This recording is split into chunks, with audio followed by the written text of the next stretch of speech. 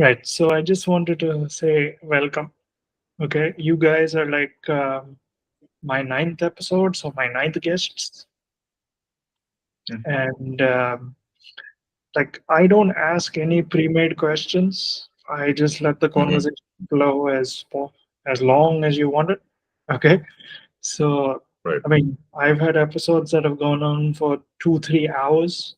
I don't know if you all want to do that or you all want to cut it down. So let accordingly because Yeah, like let it be organic. Let's see yeah, how the flow. yeah, because like for me, I let it ramble on forever and then forget about it. So I'm like, okay, um, but yeah. So for for me, I actually y'all are now my ninth guest on this podcast, and it's called the Metal Meltdown podcast. It's actually yeah, it's I actually thought of this while sitting in hospital after the gut slit gig that happened here. Oh, damn. Okay. So I was like, okay, I have time now. Might as well do something. So I was like, we'll do a podcast and interview band members because it's fun. Right. Uh, so the first thing I wanted to understand was like a quick intro. So Mm-hmm. who who does what? Out of you three. I'll start.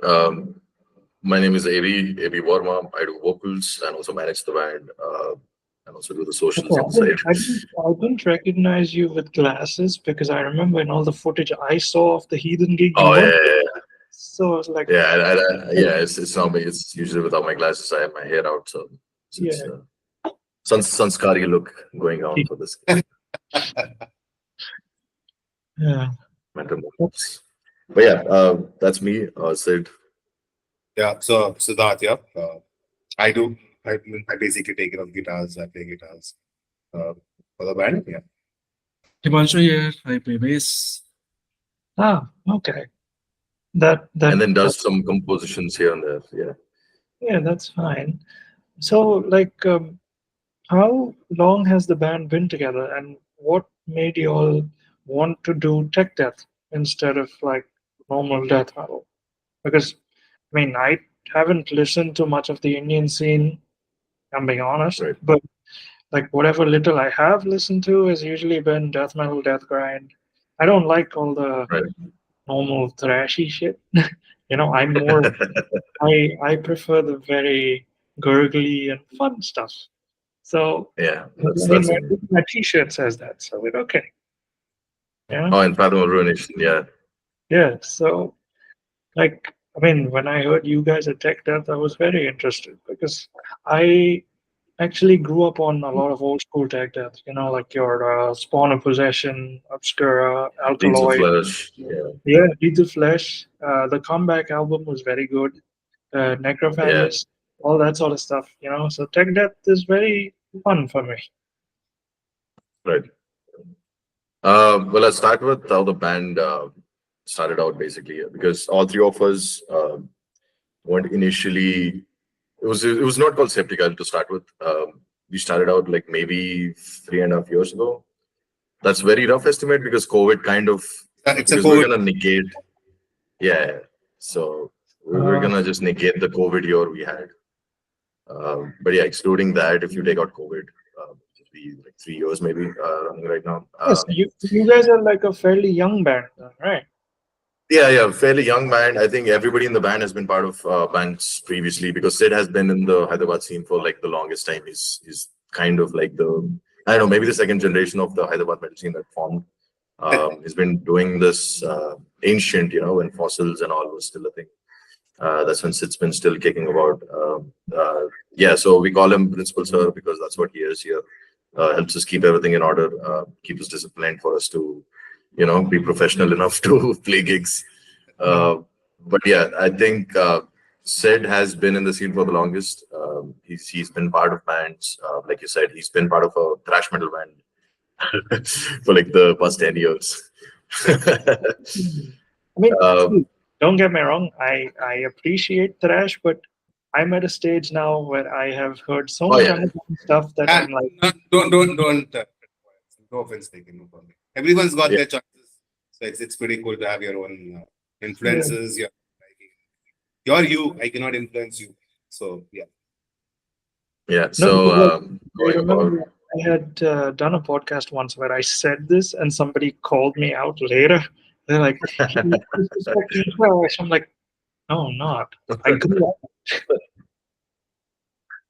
yeah, you're just having a phase where you just get that fatigue with the genre and you just want to switch. Something just hits Yeah, right.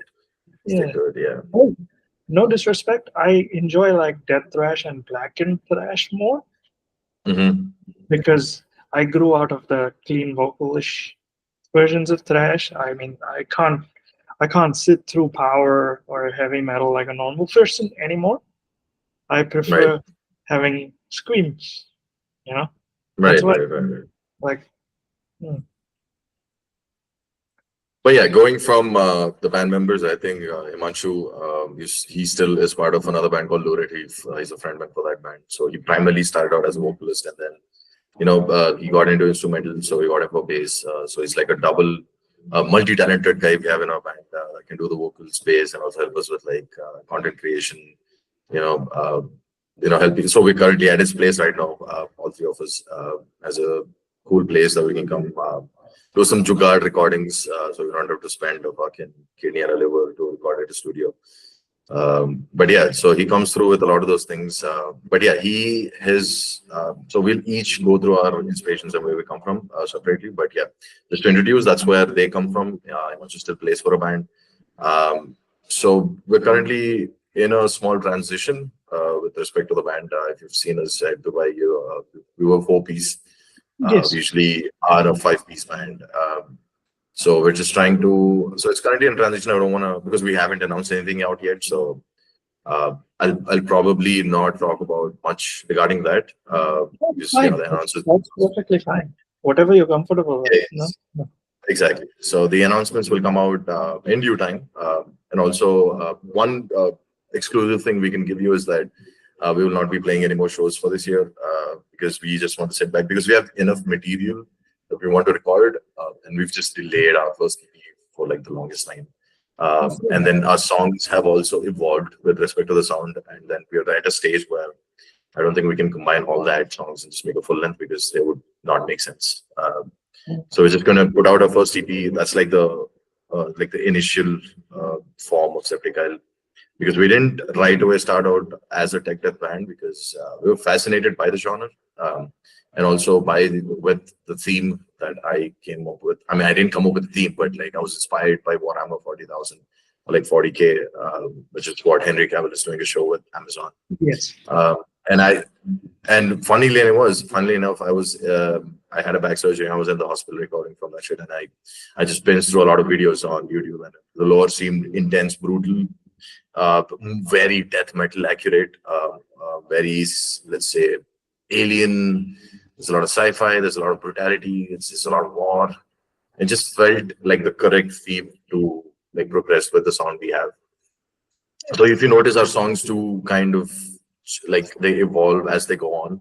If you like go in sequential in order of the songs we've made till now, they kind of get techier, if that makes sense, because we're trying to find our sound. We're kind of getting there now. I won't say we have absolutely nailed down our sound yet. That's why a lot of people are like, oh, take death, you have brutal elements, you have brutal death, you do spills, what the fuck. So there's a lot of misinterpretations of the genre itself because people don't realize that our songs are kind of fast. So I don't know what they complain about not being tech or some shit because it can educate you on the speeds we play at. But yeah, we never put a label on it and then started making music.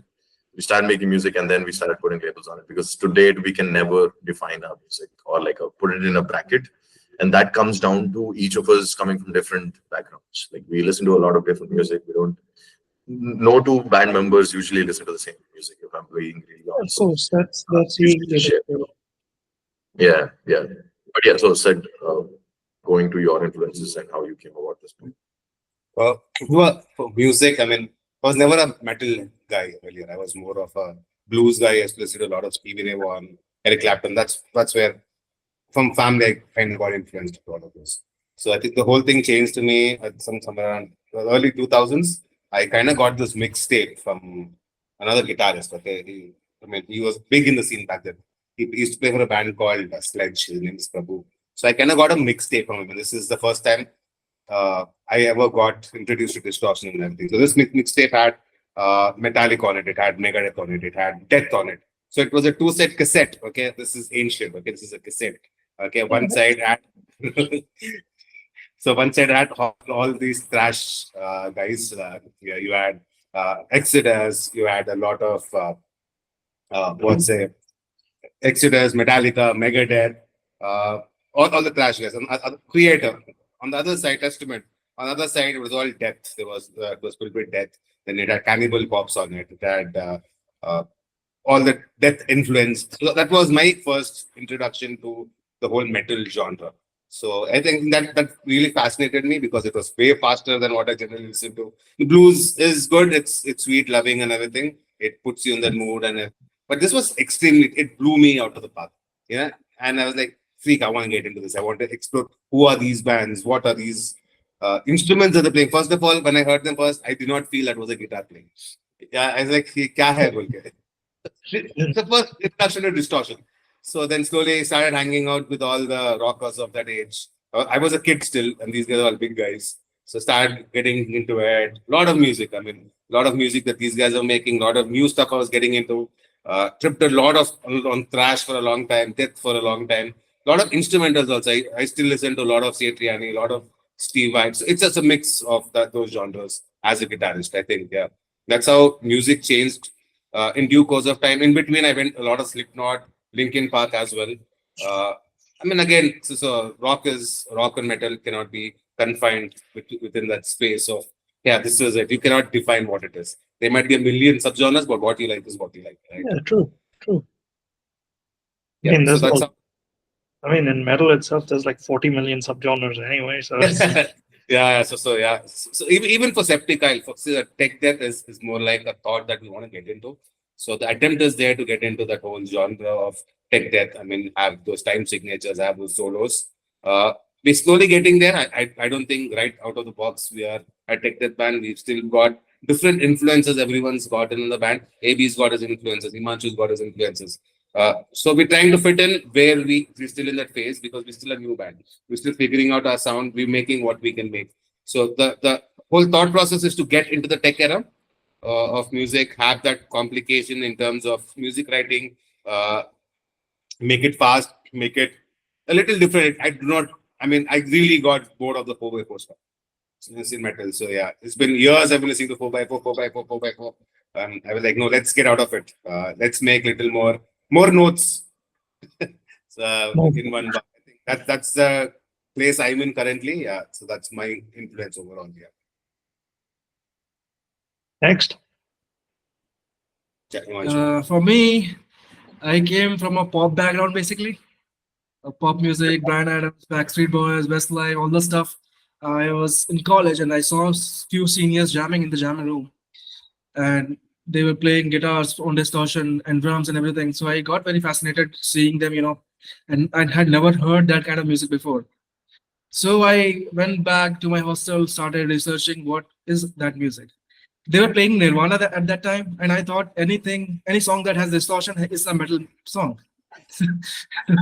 I came back and I learned about few artists. First song that I heard in metal music was Metallica. I learned a few songs, basically vocals at that point of time. Later, I found my own band in college. I covered a lot of rock bands, Guns N' Roses, and all those bands.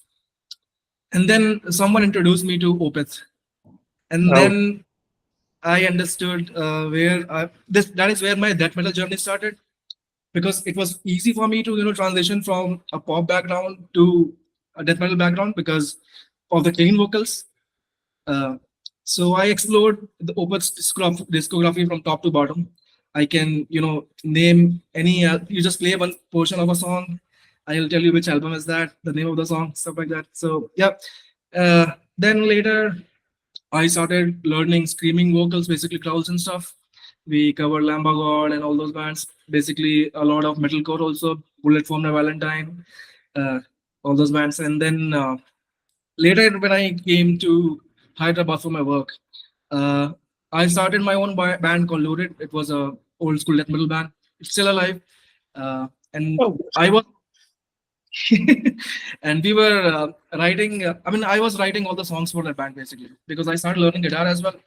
And then, but I wasn't playing guitar in that band, and I really wanted to play an instrument live.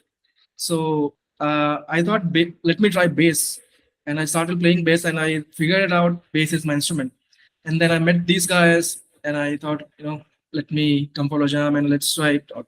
And we started jamming, and I joined them, and since then I've been playing with them. So yeah, that's how my journey has been so far. oh. No, you guys have a lot of different influences, which is very interesting because I mean, you guys can go in a prog direction also, you know. So it Yeah. doesn't have to stick to like a tech debt direction. It can go in a prog direction also, like what Alkaloid does or something else. Yeah, Yeah. And absolutely. I I'll think tell you, I think we I'll do tell want you to. one thing. Since COVID happened, and since if you've been on YouTube, you've seen how metal has actually exploded because, Oh, like, yeah. a lot of people during COVID didn't have much to do, so they would just sit down and start reacting to metal, and a lot of bands Yeah, came out of that. Like Archspire got so popular because of that. Otherwise, a lot of people were just like, yeah, "Oh, these guys go very fast," and they're neoclassical. Okay, but then they started gaining traction. So, I mean, in a way, COVID, I feel, has benefited, but also it's a problem because now a lot of people, rather than listening to the song, just watch the reaction. They don't listen to the yeah. song anymore.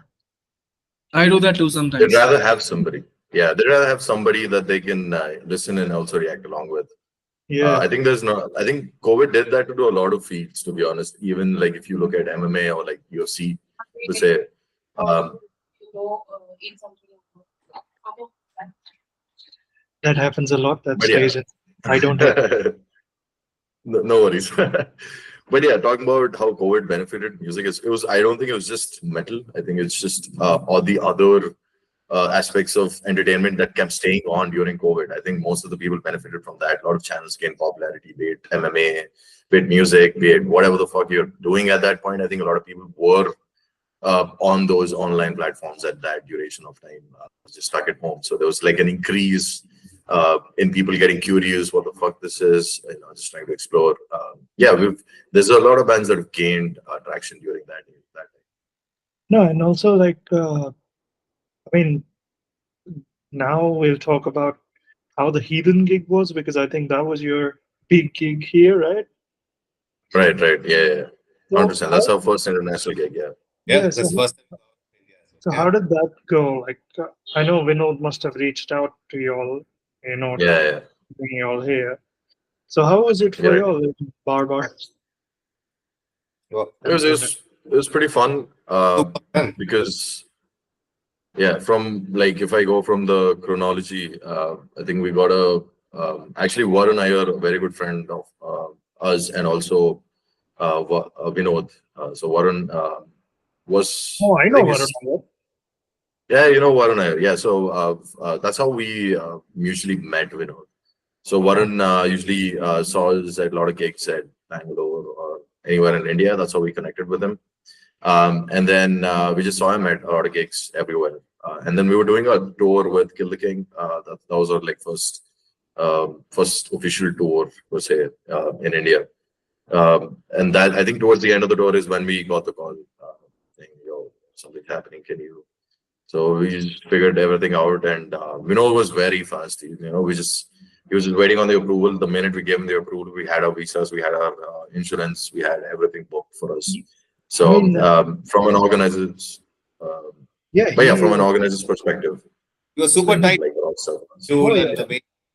he Amazing. he's practically the face of metal here because if you think about it, he's Right. got an event every month, at least one event. Yeah, So Yeah. at least one. Yeah, he's technically beating out all the other organizers.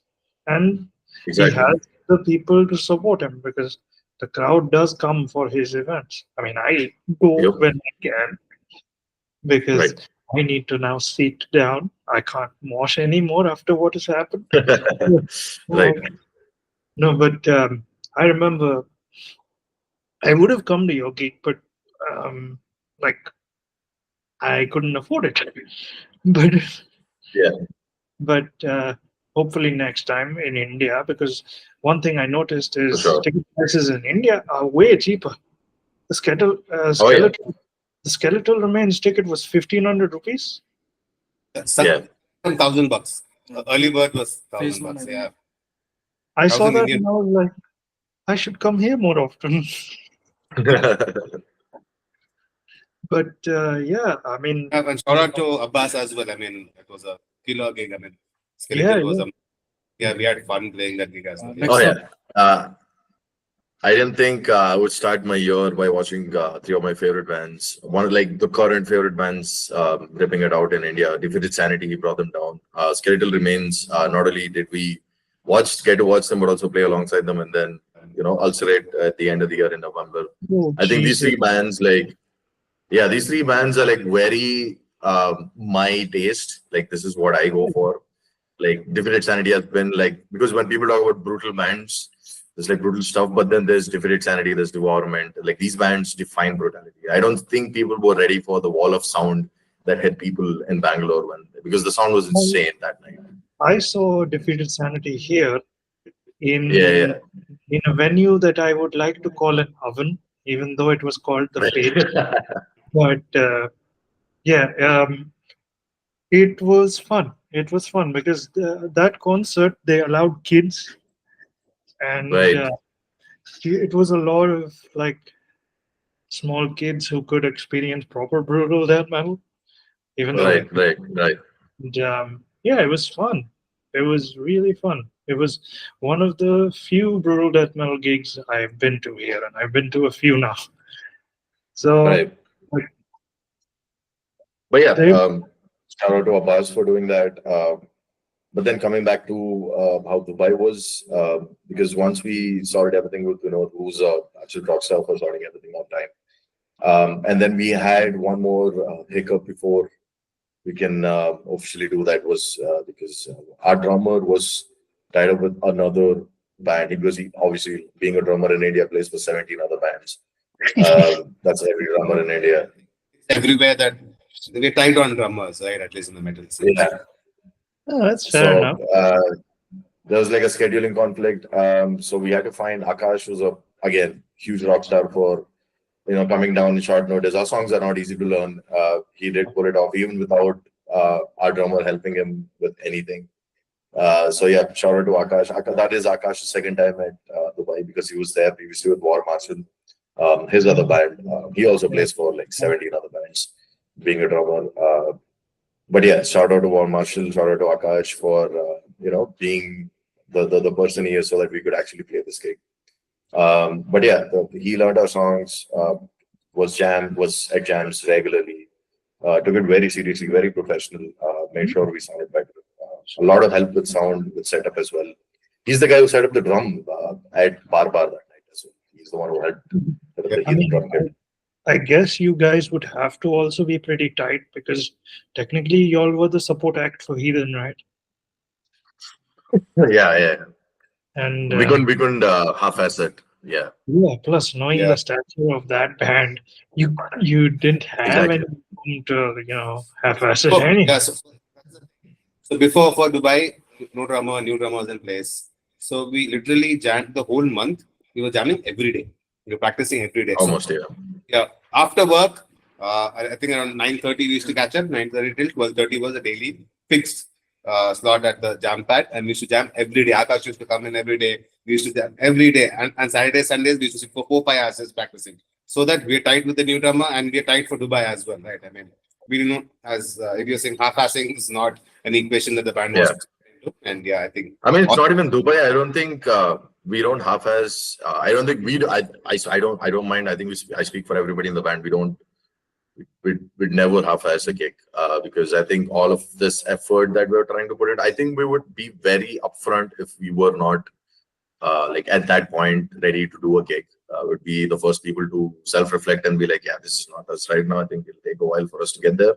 But the offer did come up knocking, and we were like actively touring at that point. So we were actually, there's a lot of practice, there's a lot of, playing shows live that gets you in sync with everybody. So that also helped because we're just keeping active throughout the year. Yeah, because from what I could see in all the footage that I couldn't come and actually see, Right. was that you Right. guys are very, in a live setting, you guys had that very sportsmanship type thing. You all interacted with the audience Oh, yeah. very well, kept the Yeah. moment going, which is for a relatively young band, that's a very important skill. You know. Oh yeah, I personally feel like, because I was once just a kid in the pit, looking at the bands that were like killing it on stage. There was always this disconnect between the band and the crowd. It's not just that the band are like all rock stars; they have this prima donna type attitude. It's not that. It's just the fact that, okay, I'm going in there, I'm gonna play my set and get the fuck off. I'm not gonna fuck off. I'll play tight. But then the connection, you're losing on the connection, because not everybody in the crowd is like an active musician who's like, learning music and then can decode your originals and then be like, oh, what a change, bro. What a nice tempo. They're there for the visual as well. I think bands do skip out on the visual aspect of, and it's like, it's everybody can do whatever the fuck they want to, but if it's more effective, way more, let's just say, labor inducing, but also it shows that the band cares, that we want to give you the best show. So we don't want to just be like, hey, we're on stage, we'll play 5 songs and we'll fuck off. I personally always want to talk to the crowd. I want to see what they want to say. I want to see if there's any first timers, how do they like it. There were first timers at Barbar. Oh yeah, I was talking to these always. guys. I mean, Yeah, like, always. And we were surprised with the turn up as well, being a weekday gig. That surprised as well. We had to wait towards the end of the night, but people did turn up but towards the second I night. think interacting with your audience also helps your song translate a lot better in a live setting, because 100%. at the 100%. end of the day, you're not in studio. You have to make the audience feel like they're also welcome to your performance. Right. And Right. I mean, especially I know because I've gone to gigs and I've taken first timers who are never as receptive to metal. Like, I've taken people who had followed the stereotype that metal is blah blah blah, blah and all of that. Yeah. I mean, like, my own parents, okay, when I had started getting into metal, were like, this music is meant for animals. I'm like, great, I'm now a cow. So Yeah. I've taken people and it's changed their perception, because bands really go out there. So I know how it feels to take first timers. Oh yeah, 100%. I think what you said, there are still a lot of misconceptions associated with metal. We are not all baby eaters. We don't eat babies. We don't worship the Satan. We're just like people who like a lot of distortion. I think most of the guys, if you meet in metal bands, and most of them, I mean, I don't want to speak for them, but some of them I've come across are just basic, straight up nerds. Because you have to be a nerd to get into music, something like metal, because it's a lot of let's say musical happening within the genre. Just one straight this thing. There's so many elements coming into place. There's so much Right. thought coming into place. You have to understand each layer of the music which is built. So it's difficult to understand. Easy. Yeah. Yeah, And that's also where there's a divide between like the casual listener and the person who actually listens and understands the instruments, because then you enjoy it and you rejoice when you see certain sections that you can actually make sense of. Oh, he did this on the bass, and then that lead up to this solo, and that led up to this breakdown, or whatever the fuck it is. For So me, that's one side of the listener, but there's also people who just listen to it because it sounds nasty. They're like, because it sounds like, yeah, I like the distortion in my ears. Just like how people listen to DJ and bass boosted songs. It just hits you in your ear, and you like your mind tells you, okay, I need more of that. So there's like two different sects of people who listen to metal now. So people always associate like metalheads to be like, oh, I understand instrumentals, like I can deep dive into whatever the fuck it is. But they're always casual listeners as well. So I think that way, I feel like for that person, when you're in the crowd and you're talking about, let's say, any life experience or something that they can relate to when you're on stage, right? That will get them invested a bit more. And this is not because we want to say things that we can get, you know, acceptance from the crowd. We're just being ourselves, and if you relate to us, it's fine, right? If you don't, if you think it's cheesy or like whatever the fuck it is, it's fine. Like we are here to put our cringiness or our confidence up there. You like it, you fuck with us. If you don't, we're okay with that as well. Yeah, exactly. I mean, for me, when I listen to metal now, it's with a more nuanced ear because, like Right, yesterday itself, I heard about 4 albums. right. Yeah, I do that sometimes. Yeah, So, like, no, because for me, my day job is in sales. I work as a mechanical engineer right. and I do Oh, construction. So a lot of the time uh, on the road and there's nothing right. better to do. So I just plug in an album and go down, you know? Yeah. So, I mean, for me now, since I've grown my ears enough, because I Hmm. mean, if he mentioned Opeth, I didn't start with Opeth. I started with the other end of the spectrum, which was Bloodbath with Michael. And then Nice. That's a good way. That's a good way to start. yeah, I mean, for me, I started with like Omnious Blood Vomit, and then I went to Opeth with Cleans and Ghost of Right, Perdition, stuff like that. right. So like, and now, I mean, since we're talking tech death, one of my Hmm. favorite current tech death bands right now is actually Cytotoxin.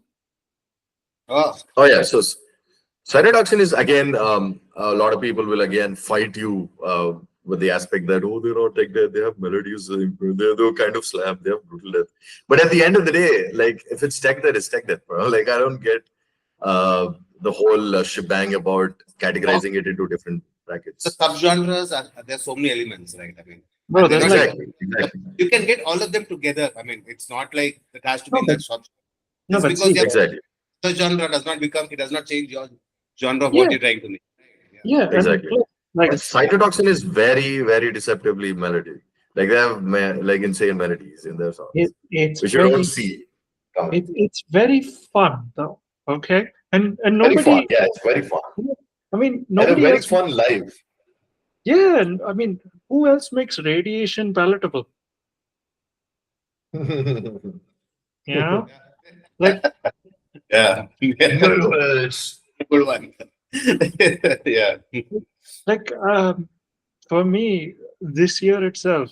I mean, I have my current favorite 2024 album of the year could very well be Job for a Cowboy, who are progressive. You Yeah. know, It was unexpected. Yeah. Unexpected and the genre also. I mean, they made what they had to make. I mean, they could have been what they've been in the past. There's lots of debate on the new album as well, right? I mean, hey, job, it's not the same. They've done this, they've done that. And so haters are going to be haters, complainers are going to be complainers.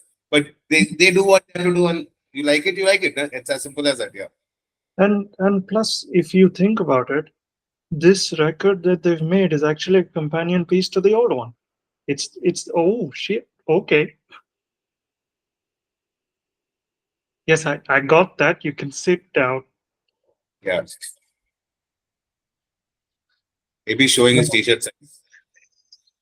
No, but no, but like since we're talking about Job for a Cowboy, I heard that record when it came out, and then I heard it again and again and again because this, like, for you, it must have been bass heaven, you know,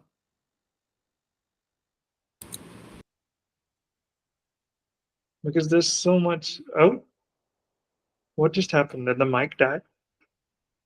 No, maybe he's running here and Mm. there.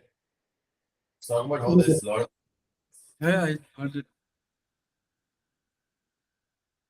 And he's gone too. This is all recorded. That's fine. so AB is running between rooms, so he's in another room. He's taking it from his laptop. Yeah, And, yeah.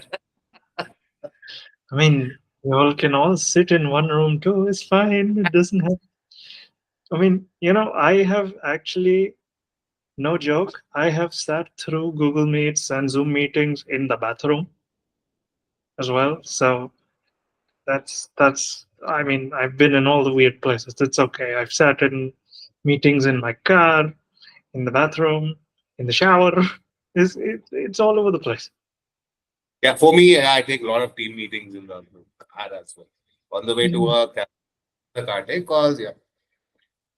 So So coming back sorry, go ahead. yeah, so yeah, coming back to that, do you all have any current favorites right now? Current favorites. I've been listening to what was this new band? I mean, not it's a very underground band.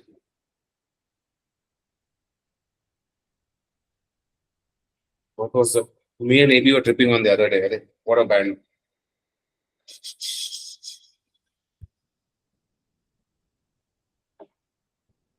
So on Spotify. So it's new to me. It might be an old band, but it's very new to me. Hmm. Which one? Can't recollect the name. Carcass, Ah, I know. yes. the old band. I mean, it's an old band, but I never heard that band ever before. I used to know one song. Okay, That's a lot of people. That's fine. yeah, I used to know one song. But recently, I got into the whole album, and man, they're so different on the other songs. They're not the same. No, no, no. No. I mean, for me, we're living at a time when even Nile can release something, you know, and Nile has released something after ages. Given this, the first single's name is way too long. I mean, I lost count of all the words when I was like, so. That's one I've been tripping a lot on the Faceless of late. A lot Mm. of story happening there, but the whole autotheism, that album, that's an insane album. I think that's going on. Yeah. So off late, I mean, yeah, the music I'm listening to does not relate to each other. I mean, listening to lot That's of slaughter to prevail of late. I mean, they're oh pretty cool. shit.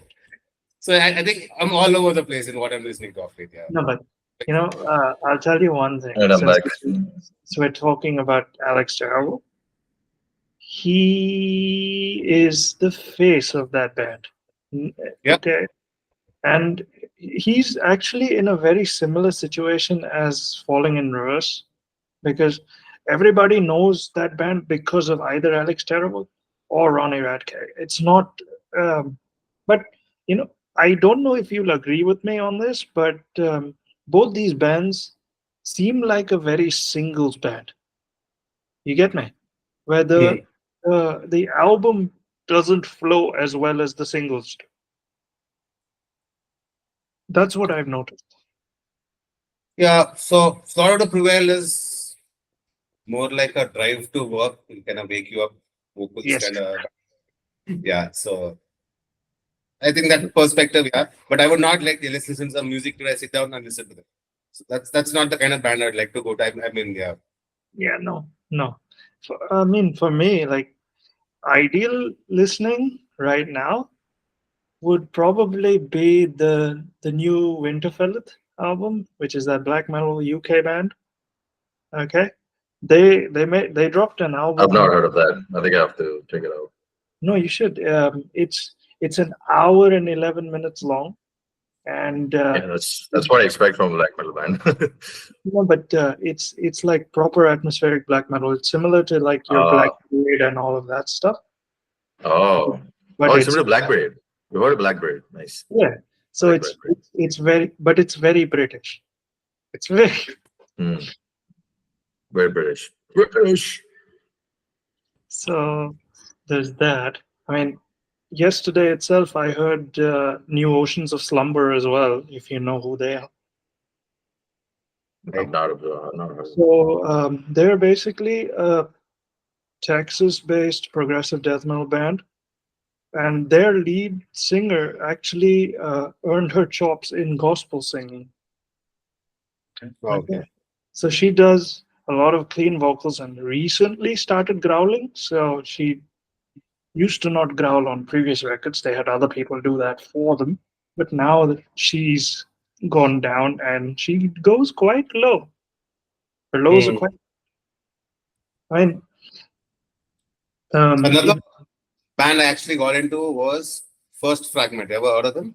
yes, yes. Great, man. Yeah, it's so different. I mean, again, they're not defined by the subgenre naming convention. You see, they do what they have to do. So I think they are. That's I think how you actually go about doing or working I on new mean, music. First Fragment, if you see, actually comes from the same school as like your Beyond Creation Correct. Yeah.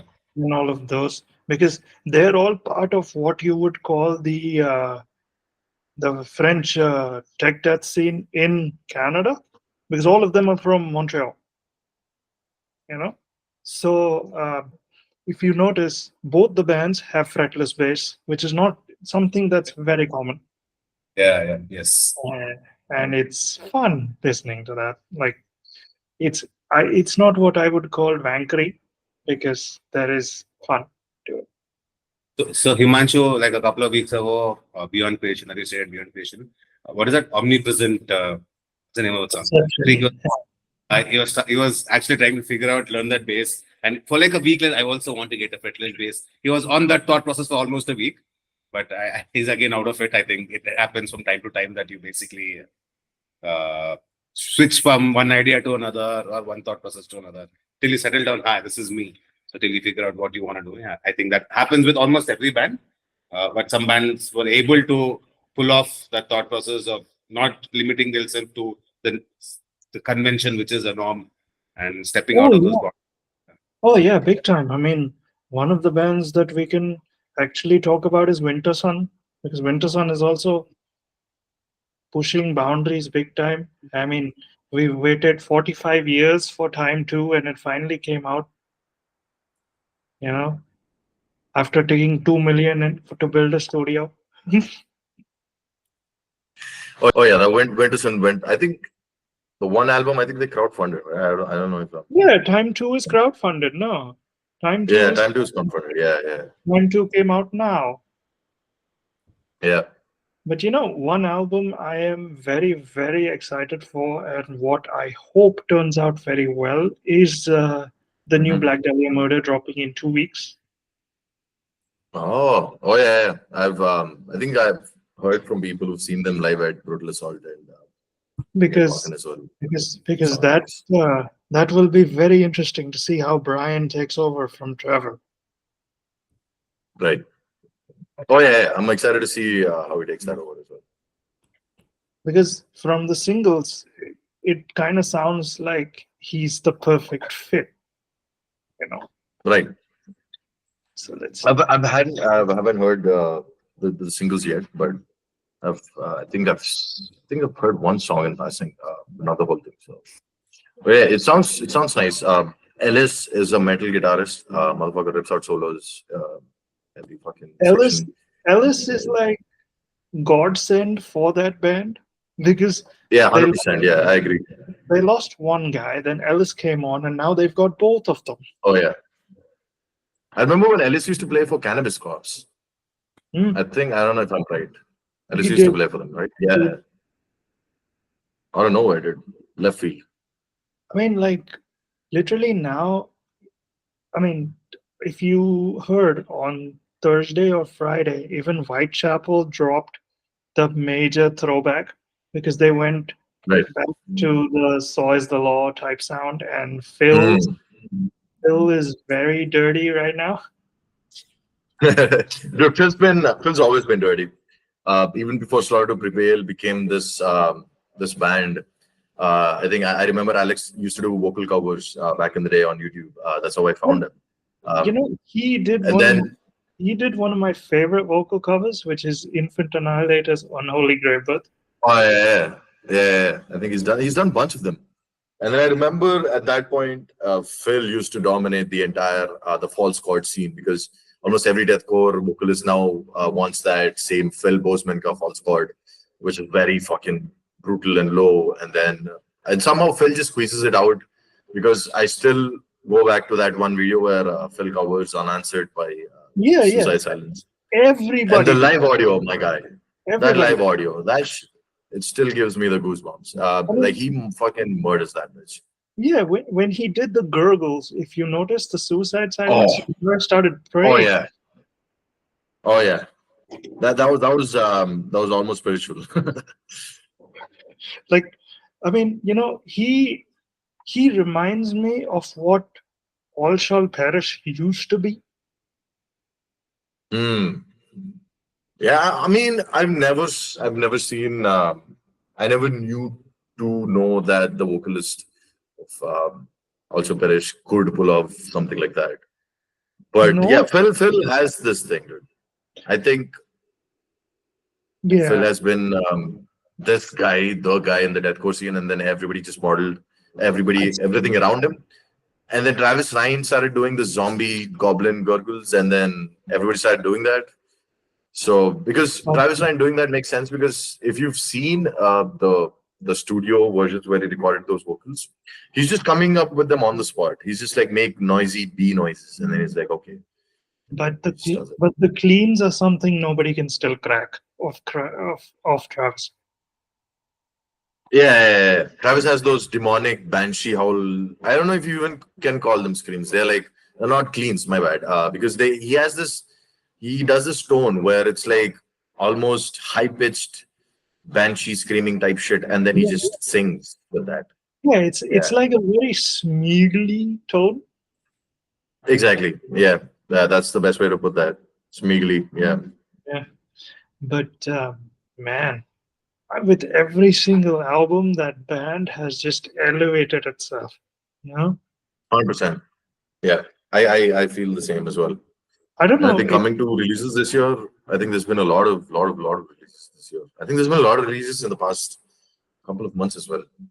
But yeah, like broader spectrum, if you look at it, I think Ulcerate's new album fucking rips. Jesus I mean, it's a Christ. hit.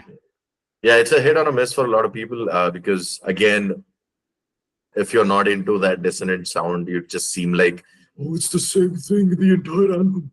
But then if you actually sit down and listen to it, you actually, No, but I it mean, just takes something off. no, but you have to also understand that that is a band that makes you appreciate the fact that you have a drummer like Jamie. Exactly. Oh, 100%. He's a fucking god, dude. Like, I cannot believe I'm gonna watch Jamie live right in front of me. That'd be insane. And also it's going to be a special gig because they're getting their sound, lights, everything from New Zealand. So it's all the backline is from New Zealand, from Ulcerate. So then I think it's going to be some of the best shows that'll happen this year, One sonically. Like 100%. 100%. 100%. Yeah, You need to have good sound to play dissonance like that. exactly. Shout out to EXT for having the best sound in Hyderabad. Yeah, and like when I heard the record, I wanted to cry Oh afterwards. yeah, dude. Bro, it just like it's not your typical death metal. It doesn't hit you like a truck. It depresses you and then hits you like a truck. Yes, Like it gives you no hope, and then you're like dragging your fucking. You're like, yeah. it, I think the it whole gave, album. I think it's one of those albums that you can sit. I think you have to listen to in a one sitting. It's so good. It's it, structured it, so well. it, In that album. it gave me that very gatekeeper feeling, because even Oh gatekeeper, yeah. Gate Creeper. I wouldn't say Gate Creeper is musically their type, but I get where you're coming from. Yeah.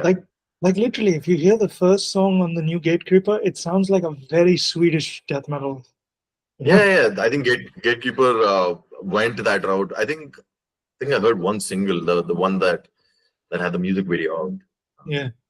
But yeah, I mean, it's imagine, it's very Swedish, very like you said, like melodies. in the space of the last few months, you've gotten New Dark Tranquility, you've gotten Gatekeeper, you've Oh gotten yeah, Ultimate, you've gotten all of this, you've gotten Nile. It's like yeah. Oh, the new Nile dropped. Yeah, fuck yeah. it's literally like everybody decided to vomit out an album at the same time. Right. You know? Oh yeah, I've seen a lot. Like even with this new Skeletal album, that album rips too, dude. It's just riffs on riffs on riffs on riffs on riffs. There's That's so right. many fucking riffs, dog. Yeah. I But mean, the thing is, it's not just riff after riff. They know how to connect. So Yes. Exactly. That's what I mean. That's what I mean. Riff on riff, but made well. Yeah, Yes. exactly. I mean, like even in like if you since we're talking tech death, I can bring up these guys. So there's an underground band now that has been gaining a lot of traction. It's called Zoth, Right. an X. Zod. Yeah.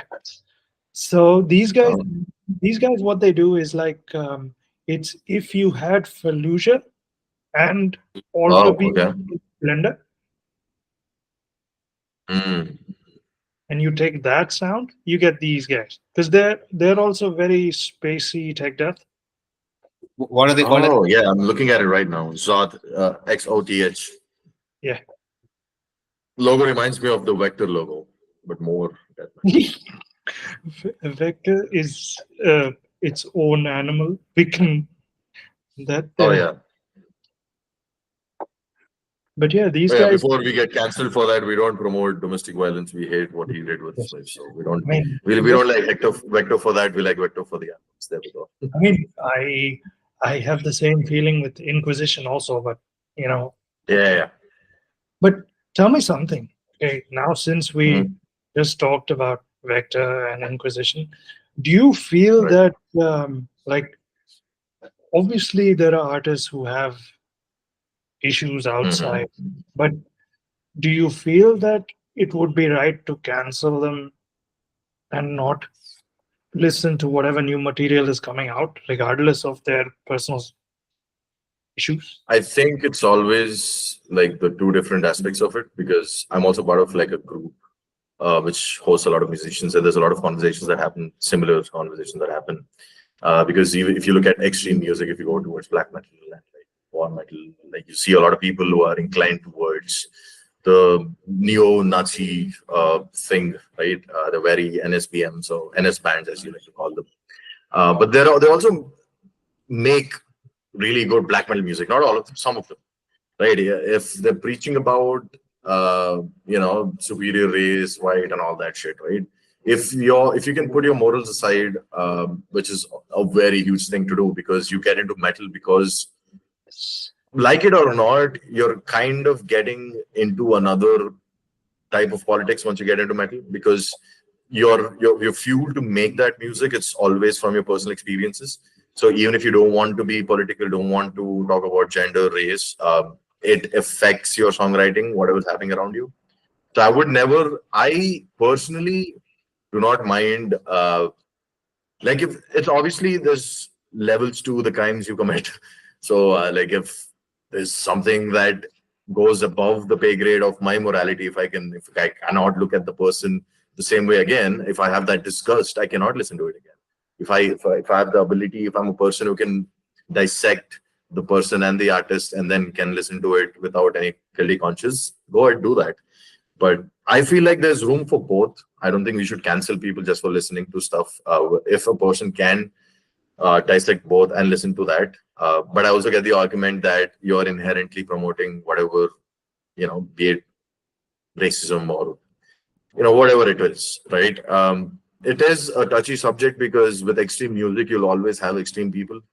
So people are not going to be your run-of-the-mill Joes trying to make like black metal, God hating, everybody hating misanthrope people. So it's not all rainbows and sunshines. There is some sect of metal that dwell in the dark arts, but Yes. it's mostly just us nerds just trying to make brutal music. But yeah, I don't essentially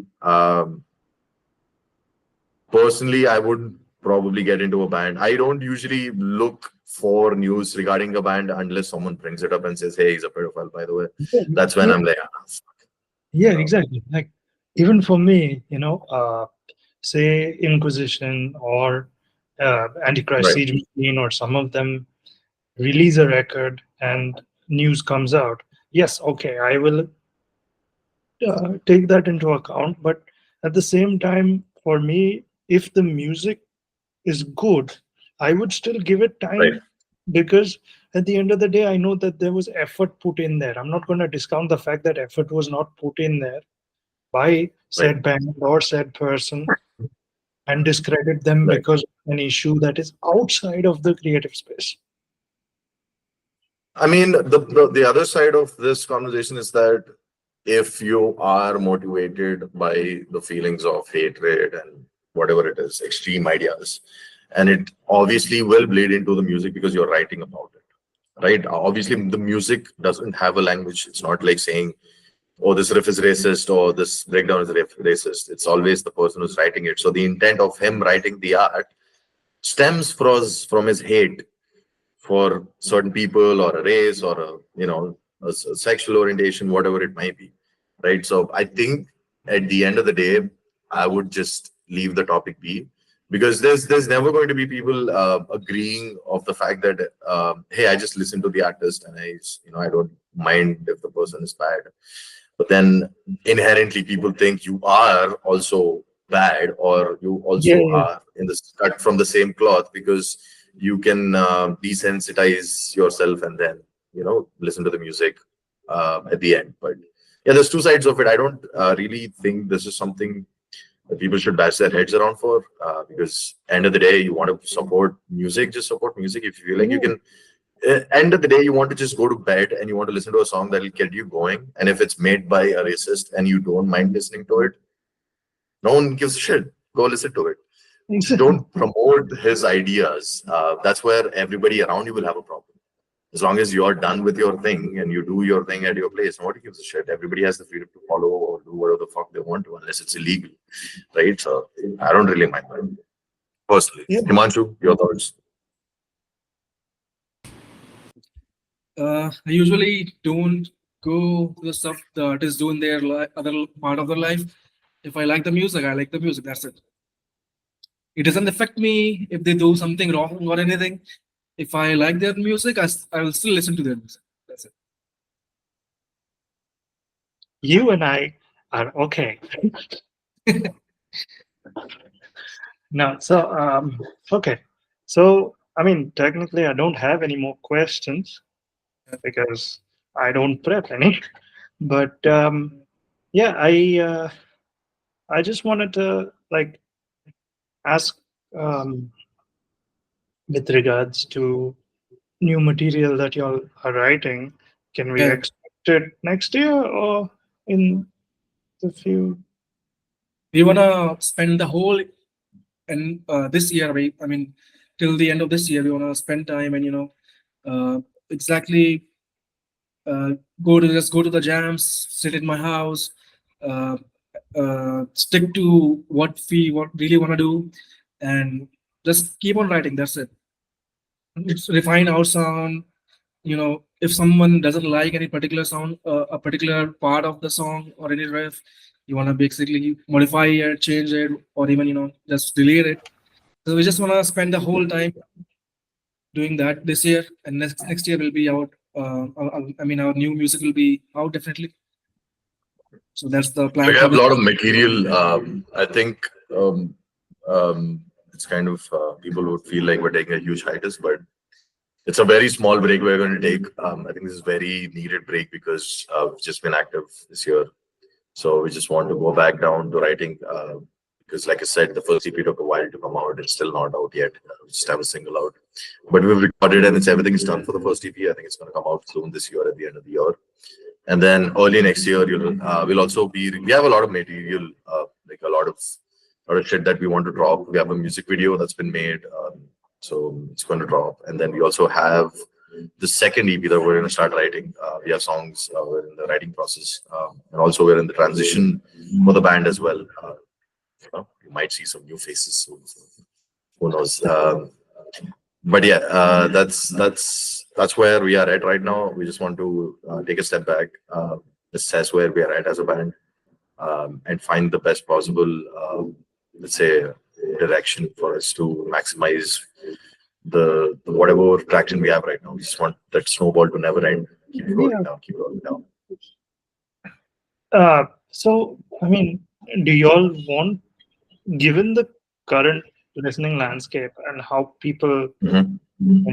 listen to music nowadays, because attention spans are getting smaller, do Oh, you 100%. That's the reason we're also want to start with EPs.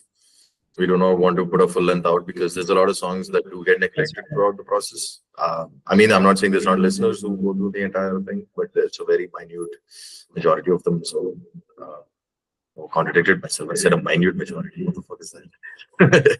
But yeah, like a very fraction of them who go through the entire album. So we just want to stick with like 5 songs. We just want to give you that in like let's say in moderation, feed you Septic in moderation, so that you're not stuffing your faces with that and then you get bored of this. So we're just trying to evolve our sound so that we keep it fresh. Also, not because we want the audience to like us more, but because we want to make that sound work as well. We personally want to achieve that sound and also put it out there. And if you guys like it, it's fun. If you don't, it's still fun for us because we get to put our music out there. Yeah, exactly. Yeah. Fair enough. Okay. So Yeah. I think we can wrap up now. Oh yeah. If you have any closing statements, anything else you would like to ask about the band, person? I mean, obviously, whenever your new material comes out, do let me know Right. so I can 100%, sit down, listen to it in the car, in my one happy Yeah. place, and then Perfect. because then I can listen to it objectively and then tell you what I think, which obviously Right. would be the first form of feedback, right? Right. And Exactly. I mean, definitely one thing I can say is that once your new material does materialize or come out, Right. we can definitely have a sit down again and possibly discuss Yeah. just Yeah, definitely. Yeah. Yep, we Yeah. can do that. Love to Sweet. do Sweet. All right. Thank Right, you cool. for that. That's it. thank After you for- multiple scheduling conflicts, we finally made it. it's It's no big finally here. It's okay. That's no big But yeah, it was great catching up with you. It was great finally to talk to you. It was even like not in person, but like visually see you. But also for all 3 of us to sit down and actually do this. It's also our first podcast, so there we go. You're welcome. But since I don't do any edits at all, Right. it's Right. all raw footage anyway. So when I do Right. upload this, I'll put it on Spotify first, and then because Spotify you can play video now, so there is no problem. Right. Yeah. And I might put it on YouTube later, but I'll link you all once it's up there, so then you all Perfect. should be all right.